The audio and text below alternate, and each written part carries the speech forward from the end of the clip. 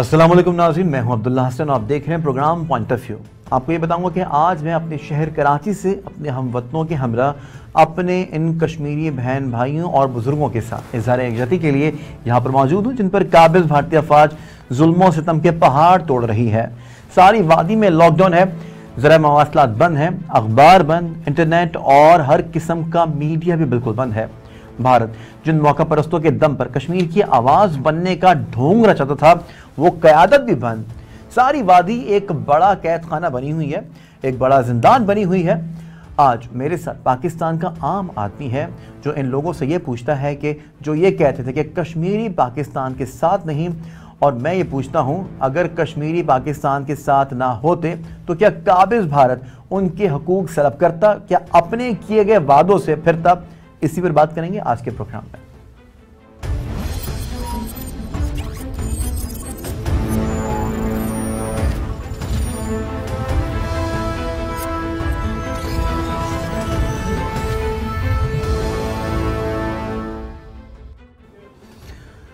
तो नाज़रीन, प्रोग्राम के मौजू के हवाले से तो आप जान ही चुके हैं। इसी पर बात करने के लिए हमारे साथ टेलीफोन लाइन पर मौजूद होंगे अली हुसैन नकवी साहब, जो कि MWM से ताल्लुक़ हैं, और उन्हीं के हमरा मौजूद होंगे स्काइप के ऊपर हरमीत सिंह, जो कि हमें इस्लामाबाद से ज्वाइन करेंगे, और साथ ही साथ हमें ज्वाइन करेंगे लाहौर से ही मजहर बरलाल साहब, सीनियर जर्नलिस्ट, सीनियर एनालिस्ट हैं। सबसे पहले अली साहब, आप ही की जानिब आ जाता हूँ। आपसे मेरा सवाल यह है कि आज आप लोग क्या कर रहे हैं, और एक सवाल का जवाब ये भी दे दीजिएगा, क्या भारत जो है कश्मीरियों की हक खुद इरादियत और उनकी आवाज दबाने में आपको लगता है कि कामयाब हो गया है? औज़ुबिल्लाहिमिनश्शैतानिर्रजीम, बिस्मिल्लाहिर्रहमानिर्रहीम।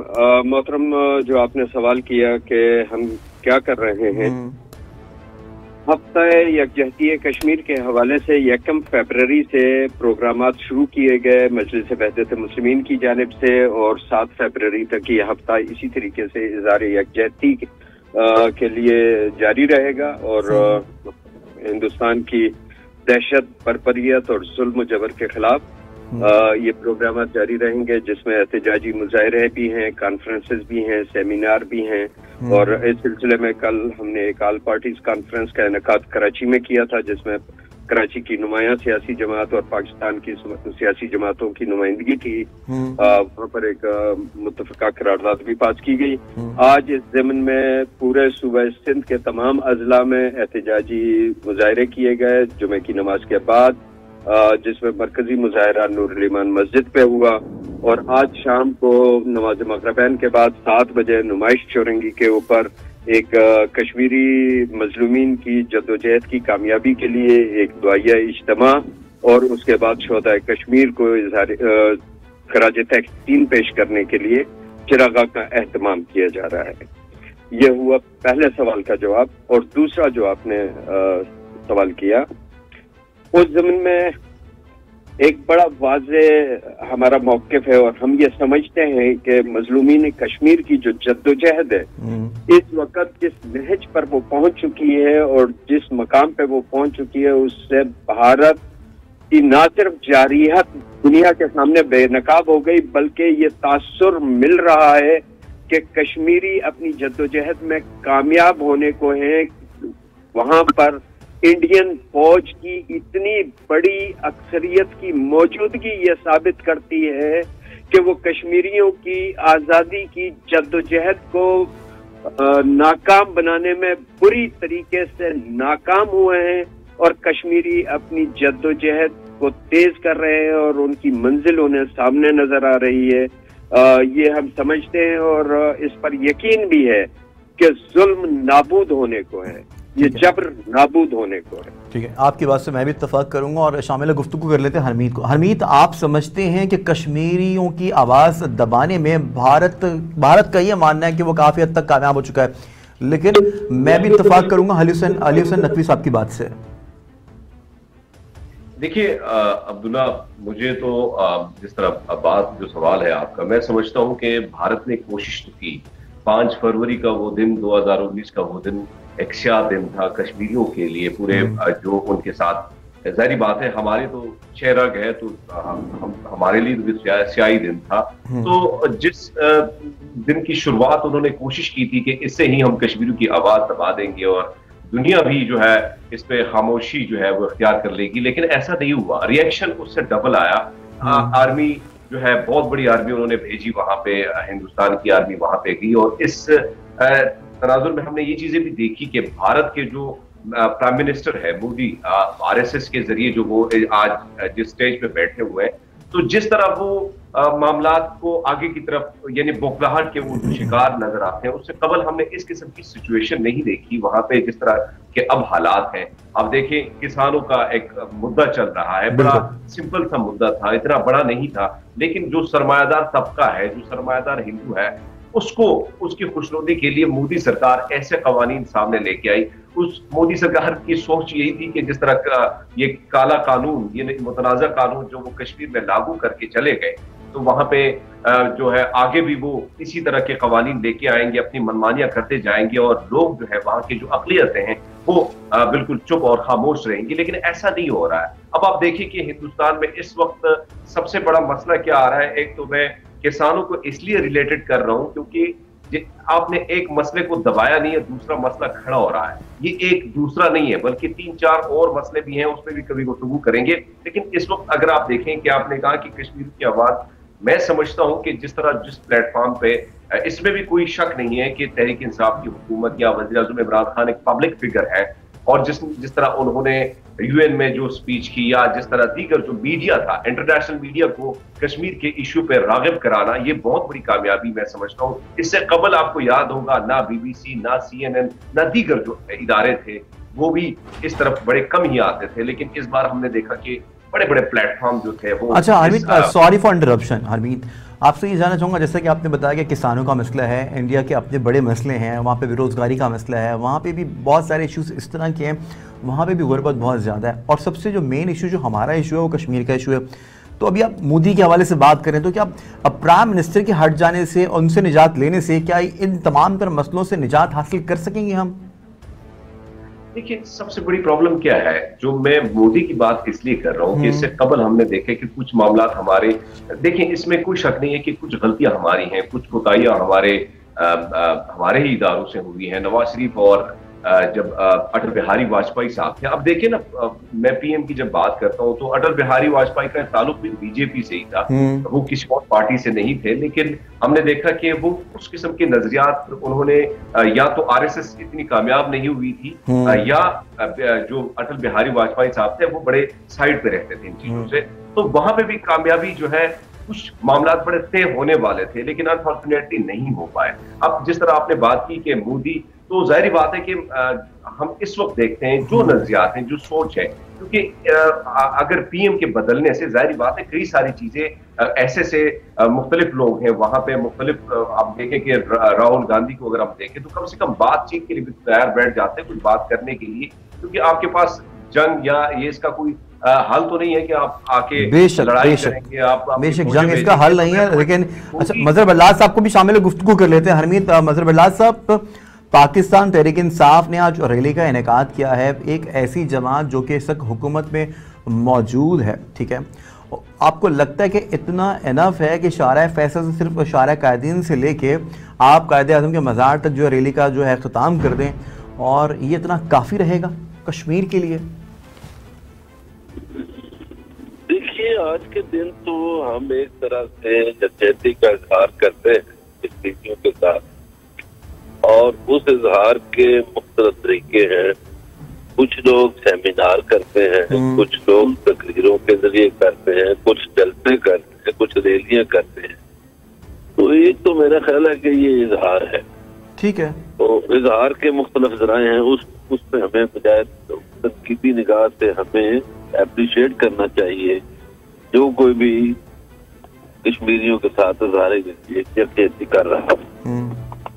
अब ये है कि जैसे अच्छा, तनकीदी निगाह में तनकीद करना नहीं चाहता था मजहर साहब, लेकिन हुकूमत में आने से पहले खान साहब जो थे अक्सर व बेशतर अपनी तकारीर के अंदर कश्मीर का तस्करा बहुत करते थे, और लगता है ऐसा था कि जैसे वो इक़्तिदार में आएंगे तो कश्मीर जो है फौरन पाकिस्तान से मर्ज हो जाएगा और जितने भी इशूज़ हैं वो रिजॉल्व हो जाएंगे, तो बट ऐसा कुछ हुआ नहीं। देखिए, मैं समझता हूँ कि जो इंडिया खान साहब के आने से पहले बड़ा पॉपुलर था बहुत मुख्तलिफ मुल्कों में, आज वो तन्हाई का शिकार है। और तन्हाई का शिकार भी इसलिए है कि आप देखिए कि उसके जो बड़े करीबी मुल्क थे वो उसका साथ छोड़ गए। अगर हमसायगी में देखिए तो आज श्रीलंका, भूटान, नेपाल, बांग्लादेश, चीन, पाकिस्तान, हत्ता के ईरान, ये उसकी मुखालिफ सफ में जा चुकी। और इंडिया के अंदर उस मोदी की पॉलिसियों की वजह से नफरत की आग लगी हुई है। क्या आपको किसानों का एहतजाज नजर नहीं आ रहा है? क्या दिल्ली के लाल किला पर जो किसानों ने अपना खालसा परचम लहराया वो नजर नहीं आ रहा? क्या मिजोरम, मणिपुर, नागालैंड में राज्य की तरीके नजर नहीं आ रही? और एक बात मेरी याद रखिएगा कि जिस दिन खालिस्तान बन गया कश्मीर खुद आजाद हो जाएगा, क्योंकि इंडिया को जो मिलाता है कश्मीर के साथ वो तो वाद रास्ता यही है जो गुरदासपुर और पठानकोट से जाता है, और रास्ता ही नहीं है। और अब किसानों की तहरीक में इतनी जान पड़ गई है कि मोदी जी परेशान है, और मुख्तलिफ मुल्कों में पार्लियामेंट्स में इसकी आवाजें आ रही हैं। यूएन की जो इंसानी हकूक कमीशन रिपोर्ट है इसके खिलाफ आई है, यूरोपियन इंसानी हकूक कमीशन की रिपोर्ट वो खिलाफ की है।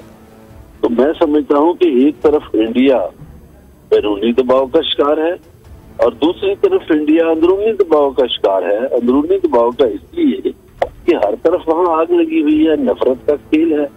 तो मैं समझता हूँ कि जो कश्मीर का खत्मा आज से 5 साल पहले था उससे कहीं ज्यादा मजबूत मुकदमा आज बढ़ चुका है। और मोदी ने जो कानून साजियां की हैं, जैसे शरीयत का कानून किया, जैसे ये किसानों का किया, जैसे कश्मीर के हवाले से किया, वो कानून साजियां उल्टी पड़ी हैं।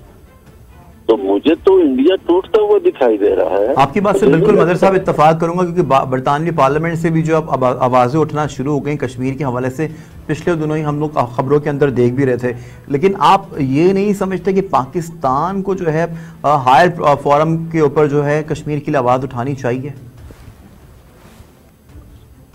बिल्कुल पाकिस्तान को उठानी चाहिए, लेकिन एक मैं बदकिस्मती से ये बात करूंगा कि ये जो मुसलमान मुल्कों की तंजीम है OIC, इसको कोई जागने की गोलियां खिला दे तो अच्छी बात है। ये नींद की गोलियां खा के सोई हुई है ये तंजीम, और जिनसे हमें बहुत तवक्को थी वो तो कश्मीर इशू पे बोल ही नहीं रहे, और जिनसे हमें तवक्को नहीं थी उन पार्लियामेंट्स में या उन मुल्कों ने कश्मीर के लिए और खालिस्तान के लिए आवाज बुलंद की है।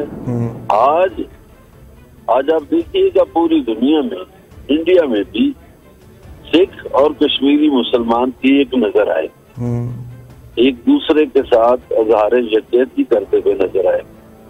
अब ये इन्हीं कानून से मोदी जी की कानून साजियों ने सूरत हाल को यहाँ तक ले आए हैं कि आज दुनिया भर में कश्मीरी और सिख एक साथ एहतजाज करते हैं, एक साथ आवाज बुलंद करते हैं। अगर कोई खालिस्तान का इशू होता है तो तब भी कश्मीरी मुसलमान साथ होते हैं, और कोई कश्मीर का इशू हो तो खालिस्तान प्लस सिख जो है वो साथ होते हैं।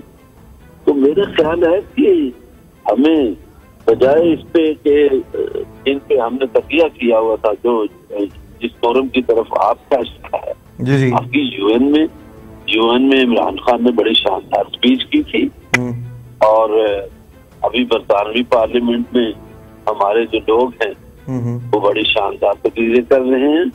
आप कनाडा के वज़ीर आज़म का देख लीजिए किस तरह उसने इंडिया के साथ किया, और यूरोपीय जो पार्लियामेंट्स हैं वो देखिए। फिर इंडिया के जो जासूस पकड़े जा रहे हैं राह के, जैसे जर्मनी में पकड़े गए, जैसे कनाडा में पकड़े गए, इससे भी इंडिया की बदनामी हुई है।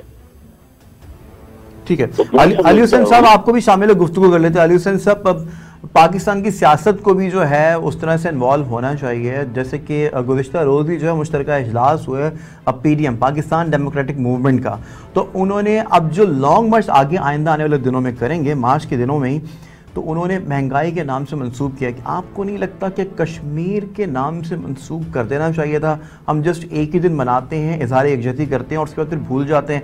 अगर रेगुलर हमारी कंट्री से भी इस तरह की आवाज़ उठती रहेगी और हम साथ देंगे तो पॉसिबिलिटी है कि जो चीज़ें बहुत साल के बाद होनी हो वो जल्दी हो जाए।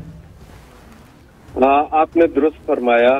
दरअसल हमारी माजी की हुकूमतों में कश्मीर को उस तरीके से, कश्मीर के इशू को उस तरीके से एड्रेस ही नहीं किया गया। आज जो कश्मीर के ये हालात हैं, ये माजी की हुकूमतों की तसाहुल का नतीजा है, नंबर एक। दूसरी बात यह है कि मिन हैसुल कौम बहैसियत पाकिस्तानी जिस तरीके से हमें ये आवाज उठानी चाहिए थी, बदकिस्मती से माजी में ये आवाज उठाई नहीं गई। और इस दफा पहला मौका है जब यूनाइटेड नेशन के फ्लोर के ऊपर वजीर आजम पाकिस्तान कश्मीर का मुकदमा लड़ते हैं और इसी तरीके से हर मुल्क में जो हमारे सिफारती मिशन है वो ये आवाज लेकर खड़े हुए हैं। भारत की जो शिकस्त है वो आपको ये नजर आएगी कि अभी इन्होंने जिस किस्म की ठीक है अली हुसैन नकवी साहब, मेरे पास वक्त ज्यादा नहीं, यहाँ पे वक्त हो गया नाज़रीन ब्रेक का, इसी को कंटिन्यू करेंगे, भारत की शिकस्त के वाले से बात करेंगे। लेकिन मज़े साहब ने बहुत इंपॉर्टेंट बात कर दी कि जिस दिन खालिस्तान बन जाएगा उसी दिन कश्मीर भी आज़ाद होगा। इस पर मजीद भी बात करेंगे, लेकिन नाज़रीन यहाँ पर वक्त हुआ ब्रेक का, हमारे साथ रहिए।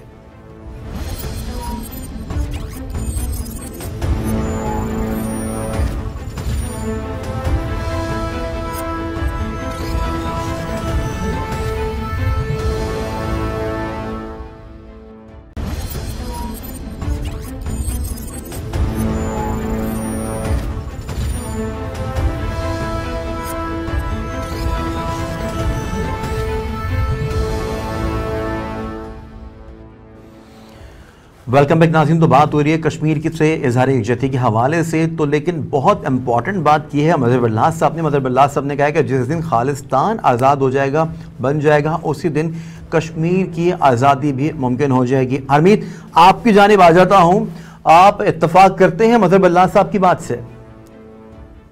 देखिए, सबसे पहली बात तो ये है कि जिस तरह आपका पहला सवाल से मैं ये लफ्ज उठाऊंगा, जिस तरह आपने बात की कि मोदी के जाने से क्या होगा, तो सबसे पहली बात ये है कि मोदी के इन पॉलिसियों ने आज कश्मीरियों को, सिखों को या दीगर जो लोग हैं उनको इकट्ठा कर दिया है। जो अक़लियतें हैं वहां पे बसने वाले, उनको इकट्ठा कर दिया है। उससे मकसद ये है बात करने का कि इस वक्त अंदाजा ये हो रहा है क्योंकि मोदी की जो पॉलिसियां हैं वो दबा रही हैं अक़लियतों को। अब कश्मीर खालिस्तान की अगर हम बात करें, देखिए आपने उन जो किसान थे बड़े और मुनज़्ज़म तरीके से वहां पे बैठे थे और उनका एहतिजाज सिर्फ यही था कि जो कवानीन लेके आया उनको बिल्कुल खत्म कर दिया जाए, बल्कि उनको वापस लिया जाए। लेकिन मोदी ने क्या किया, उसकी जो हटदर्मी है, वो जो जिद्दी है, वो जो जितनी उसकी अना है, उसने उस चीज को अपनी अना समझी। और आज आप देखें कि तिरंगा जो है, ये बहुत बड़ी बात है कि एक तिरंगे को हटाया जाता है लाल कल्ले से और वहां पे निशान साहब लहराया जाता है। तो मैं समझता हूं कि अब देखें, आपने खुद बहुत कुल्हाड़ी जो अपने पांव पे मारी है। आपका जो गोदी मीडिया है उसने 24 आवर सिर्फ ये बात की, उन्होंने कवरेज नहीं दिया, बल्कि ये बात दी कि ये जो खालिस्तान के हामी इधर बैठे हैं, इनको पाकिस्तान फंडिंग करा रहे हैं, कनाडा से इनके लिए पैसे आते हैं। तो जब आपने जो भारत के किसान थे, जिसमें हिंदू भी थे, जिसमें मुस्लिम भी थे, जिसमें सिर्फ सिख नहीं थे, आपने उनको उन पर गद्दारी का टप्पा लगा दिया। ठीक है मज़हर साहब आप क्या कहेंगे इसी हवाले से?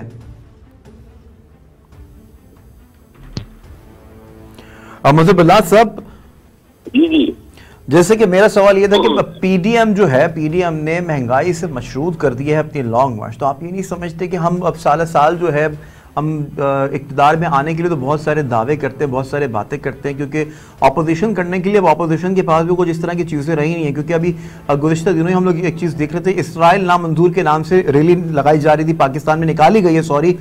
तो वज़ीर आज़म इमरान खान तो ऑलरेडी इसको जो है वो मना कर चुके हैं कि मैं तो इसराइल से खुद ला ताल्लुक, हम तो खुद नहीं मानते इसराइल को। लेकिन अब अपोजिशन के पास भी अपोजिशन करने को अब कुछ रह नहीं गया, कुछ बाकी नहीं है। अगर महंगाई की बात करते तो महंगाई तो इनके अदवार में भी बहुत थी। आप ये नहीं समझते कि कश्मीर के मसले को उजागर करना चाहिए था इन्हें? अच्छा, बड़ी आपने खूबसूरत बात की और मेरे भाई जो इससे पहले गुफ्तगू कर रहे थे उन्होंने बड़ी शानदार बातें की। आप देखिए कि ये मजाक किस तरह का करते हैं ये पीडीएम वाले पाकिस्तानी कौम के साथ। पहले तो इनके झूठों का अंदाजा ये लगाइए, कभी ये इस्तीफे पेश कर रहे थे, कभी ये ज़िमनी इलेक्शन नहीं लड़ रहे थे, कभी ये सेनेट के इलेक्शन नहीं लड़ रहे थे। और जब हमारे वजीर आजम ने बावजूद अरब मुल्कों के दबाव के ये कहा कि मैं अपने वज़ीर आज़म जो बानी पाकिस्तान हैं उनके कौल से इधर उधर नहीं हो सकता, मैं इसराइल को तस्लीम नहीं कर सकता, उसका आपके इल्म में है कि पाकिस्तान को खमियाजा भी भुगतना पड़ा कि हमें वो कर्ज जो किसी अरब मुल्क ने दिया हुआ था वो जबरदस्ती मांगा गया और फिर हमारे दोस्त ने, अजीम दोस्त चीन ने वो कर्ज अदा कर दिया। सही। और उस पे ये रैली करना, ये लोग जो खुद इसराइल के दौरे करते थे। अब आ जाइए पीडीएम के जो सरबराह हैं मौलाना फजल रहमान साहब से, 10 साल कमोबेश वो कश्मीर कमेटी के चेयरमैन रहे और कश्मीर का नाम उन्होंने कभी नहीं लिया। इसके अलावा जो पिछले हुक्मरान थे मियां नवाज शरीफ साहब, कुछ अर्सा पहले, और हैरत की बात है मदर साहब, किसी जलसे में नाम भी नहीं लिया कश्मीर का। जी 10 साल कमेटी के जो चेयरमैन भी रहे, लेकिन उसके बावजूद जो है, और सिंपल सी बात है, ऑपोजिशन करने को ऑपोजिशन के पास अब कुछ बाकी नहीं रह गया। इसराइल नामंजूर की रैली के नाम से रैली निकाल दी गई है। तो सुनिए जी, गुजारिश तो सुनिए, इनके वालिद साहब ने कौमी असम्बली में कहा था कि हम पाकिस्तान बनाने के गुनाह में शामिल नहीं है। तो इस तरह तो इनकी पाकिस्तान से मोहब्बत आश्कार हुई। अब आ जाइए मियां नवाज शरीफ के हवाले से कुछ अर्सा पहले वज़ारत खारजा की एक अफसर तस्नीम असलम ने इंटरव्यू दिया था। उन्होंने कहा कि हमें मना किया गया था नवाज शरीफ के दौर में कि कश्मीर का नाम नहीं लेना, कुलभूषण का नाम भी नहीं लेना। और मियां नवाज शरीफ का आपको बखूबी इल्म है, बहुत से लोग सब जानते हैं कि किस तरह अजीत कुमार दोवल और मोदी उनके घरों पे आते थे और इनकी शादियों में शरीक होते थे। तो ये तो इनकी कश्मीर और पाकिस्तान से मोहब्बत थी। अब इनके पास रहा कुछ नहीं, महंगाई के लिए जी हम करेंगे। और जिस वक्त ये जो डेट इतनी लंबी दी है ना, उस वक्त तक पता नहीं महंगाई खत्म हो चुकी। सही बात क्योंकि पीटीआई हुकूमत बहुत कुछ करने जा रही है महंगाई के हवाले से। तो इनके पास अब सौदा बेचने के लिए है कुछ नहीं। इन्होंने पाकिस्तान लूटा और उसी लूट मार का नतीजा है कि आज पाकिस्तान माशी मुश्किलात का शिकार है। ठीक है, अली हुसैन नकवी साहब, आपकी जाने आ जाता हूँ। आपकी बात भी जो है वो नामुकम्मल रह गई थी ब्रेक से पहले। ठीक है, पीडीएम ने बहुत सारे जलसे किए, बहुत सारी बातें की, बच्चे निकले हुए बड़ों की चोरी बचाने के लिए। ठीक है, ये मैं नहीं कह रहा, ये कहती है हुकूमत जो कि इस वक्त इक़्तिदार में है। और आपको लगता है कि काफ़ी हद तक इसमें सदाकत है, इसमें सच्चाई है, और किसी भी जलसे जुलूस के अंदर एक भी बार कश्मीर के हवाले से बात नहीं की गई।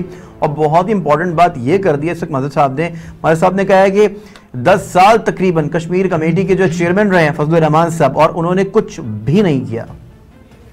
बिल्कुल मदर बरला साहब की इस गुफ्तगू से मैं बिल्कुल मुत्तफिक हूँ कि 10 साल कश्मीर कमेटी के चेयरमैन की हैसियत से मराद मौलाना फजल रहमान साहब लेते रहे, और इनके वालिद गिरामी के जो अकवाल हैं वो भी हमारे सामने हैं। मैं ये समझता हूँ कि माजी की हुकूमतों ने कश्मीरियों के साथ, कश्मीर कॉज के साथ खयानत और बददियानती की। इस वक्त पीडीएम झूठों, चोरों, लुटेरों, खाइनों और बददियानतों का एक नेक्सस है, जिसे जो है ना क्या कहते हैं, सिर्फ और सिर्फ एक चीज चाहिए। वो चाहते हैं कि पाकिस्तान किसी तरीके से डीएस्टेबलाइज हो, पाकिस्तान कमजोर हो। वो पावर शिफ्ट जो इस वक्त एशिया की जानिब आ रही है, जिसमें पाकिस्तान एक इम्पोर्टेंट हब का हामिल है, 5 करोड़ इंसानों की कनेक्टिविटी का जरिया है, ये पाकिस्तान में उस पावर शिफ्ट के प्रोसेस को कमजोर करना चाहते हैं। और दूसरी, जहां तक कश्मीर की बात आ गई, आज 556वां रोज है लॉकडाउन के ऊपर। वहां पे एक जुल्म, जबर, जारियात, माओ बहनों बेटियों की असमत दरी और आरएसएस के गुंडों को लाकर कश्मीर पर बसाया जा रहा है। सोशल मीडिया और इंफॉर्मेशन के जराये पे पाबंदी है, उनकी आवाज वहां से निकलने नहीं दी जा रही। ये वो जुल्म और बर्बरियत है जिस पर पाकिस्तान की अवाम और पाकिस्तान के बाशऊर और जिंदा जमीर लोग बाहर निकले हुए हैं और उनकी आवाज, उन मजलूमों की आवाज बन रहे हैं, ताकि इंसानी ज़मीर को, अक़वाम आलम के ज़मीर को बेदार किया जाए, उनकी जद्दोजहद में उनके हम आवाज बने, ताकि मजलूम कश्मीरी अपना हक हासिल कर सकें।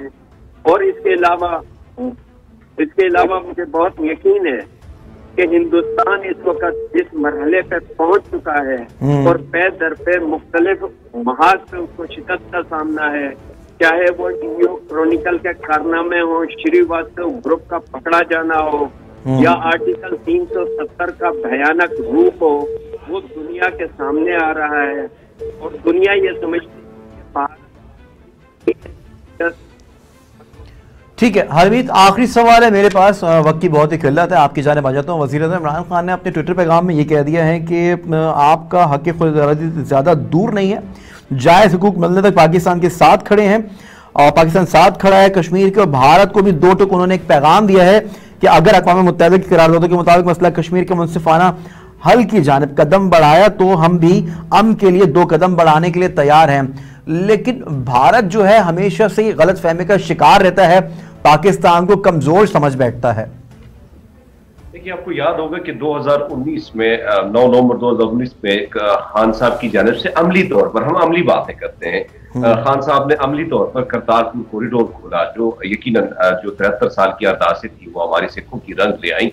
लेकिन जिस तरह खान साहब ने आज ट्वीट किया है, तो मैं समझता हूँ कि एक कोशिश की जा रही थी भारत की जानिब से, जिस तरह एक अफगानिस्तान के मसले को मैं इसमें बीच में इसलिए ला रहा हूँ कि भारत की वहां पे एजेंसियां बड़ी, इसमें कोई शक नहीं कि रॉ और उसकी जो फंडिंग है वो हो रही है, इस वजह से हो रही है कि अफगानिस्तान का जो मसला है वो उसी तरह है, ताकि कश्मीर के मसले पे लोगों का जो फोकस है वो हट जाए। लेकिन मैं समझता हूँ कि एक भरपूर कोशिश हो, इसमें अस्करी क़यादत में भी इन्वॉल्व की और उन्होंने काफी कोशिश की, और तालिबान जो है, अमेरिका और तालिबान एक पेश पर आए, बड़ा मुश्किल था ये मरहला।